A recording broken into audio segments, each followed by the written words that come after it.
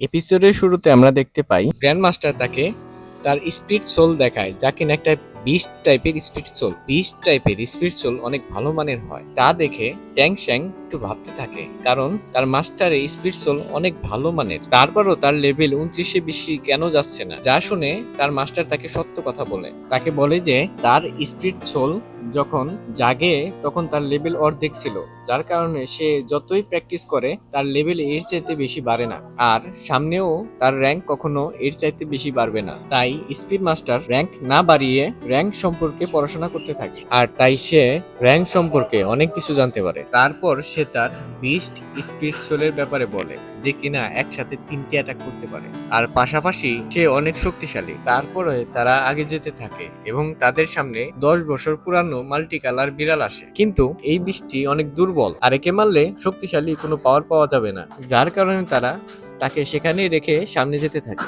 তারপর সেখানে তারা একটি গাছ দেখতে পায়, যা অ্যাবজর্ব করে ট্যাং শ্যাং তার সোল ড্রিঙ্কস বানাতে পারতো, কিন্তু গাছটার বয়স অনেক কম, তাই তার সাথে ম্যাচিং হবে না। আসলে তারা কালার দেখে তার বয়স আন্দাজ করতে পারে। তারপরে তারা সামনের দিকে যেতে থাকে। তাদের বিস্ট খুঁজতে খুঁজতে রাত হয়ে যায়। তারপর গ্র্যান্ড মাস্টার তার বিস্ট বের করে এবং তাকে মূলা খাওয়ায়। তার বিস্টের স্পেশাল পাওয়ার ছিল পাদ মারা, আর যা কিনা মূলা খাওয়ানোর পরই সম্ভব ছিল। আর তা দেখে ট্যাং শ্যাং এর অনেক হাসি পায়, আর তারপর সেখানে বিশাল সাপের মতো একটা বিষ চলে আসে আর তাদের উপর হামলা করতে থাকে। ওই বিষটা 100 বছরের বেশি পুরনো ছিল, আর তা অনেক শক্তিশালীও ছিল, যা কিনা গ্র্যান্ড মাস্টার মারতে পারতো না।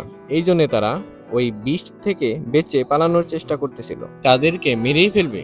আর তখনই গ্র্যান্ড মাস্টারের স্পিড সোল তার উপরে অ্যাটাক করে দেয়, কিন্তু ওই বিষ তা থেকেও বেঁচে যায়। তা দেখে গ্র্যান্ড মাস্টার আর ট্যাং শ্যাং তাদের নিজেদের মতো করে সাপটিকে হারানোর চেষ্টা করতেছিল, কিন্তু দুজনের মধ্যে কেউই সাপটিকে হারাতে পারে না, যার কারণে ট্যাং শ্যাং একটা প্ল্যান করে। ট্যাং শ্যাং তার মাস্টারকে পাশ কাটিয়ে পালিয়ে ওই সাপের সাথে লড়াই করতে যায়। তার হিডেন ওপেন দিয়ে সাপটির মুখের ভিতর আঘাত করে, যার কারণে ওই বিষটা ব্যথায় কাতরাতে কাতরাতে ওখানে মারা যায়। তারপর গ্র্যান্ড মাস্টারও তাকে দেখে ফেলে। ট্যাং শ্যাং এবার ভয় পেয়ে যায়, কারণ সে চাচ্ছিল না তার হিডেন ওয়েপেন কেউ দেখুক। মাস্টার তার কাছে আসে, কিন্তু কোনো হিডেন ওয়েপেন খুঁজে পায় না। তার মাস্টার ভাবে ট্যাং শ্যাং এর চাকু লাকিলি ওই বিস্টের মুখে গিয়ে লাগে।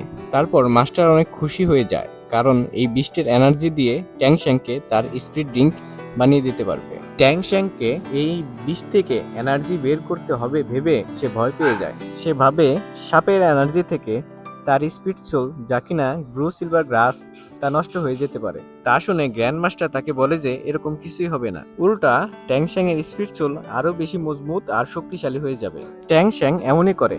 গ্র্যান্ড মাস্টারের বলা নিয়ম অনুযায়ী সে সাপ থেকে এনার্জি নিয়ে ধ্যান করতে থাকে। ট্যাং শ্যাং তার স্পিড সোলের ভিতরে চলে যায়, তারপর তার স্পিড ড্রিঙ্ক পাওয়া শুরু হয়ে যায়, আর তা পেতে পেতে সকাল হয়ে যায়। আর যখন সে চোখ খুলে সে দেখে তার মাস্টার তার পাশে অজ্ঞান হয়ে শুয়ে আছে। তাকে চেক করার পর সে দেখতে পায় তার শরীরে আগের দিনে সেই সাপের বিষ রয়ে গেছে, যার কারণে তার সারা শরীরে বিষ চলে গেছে।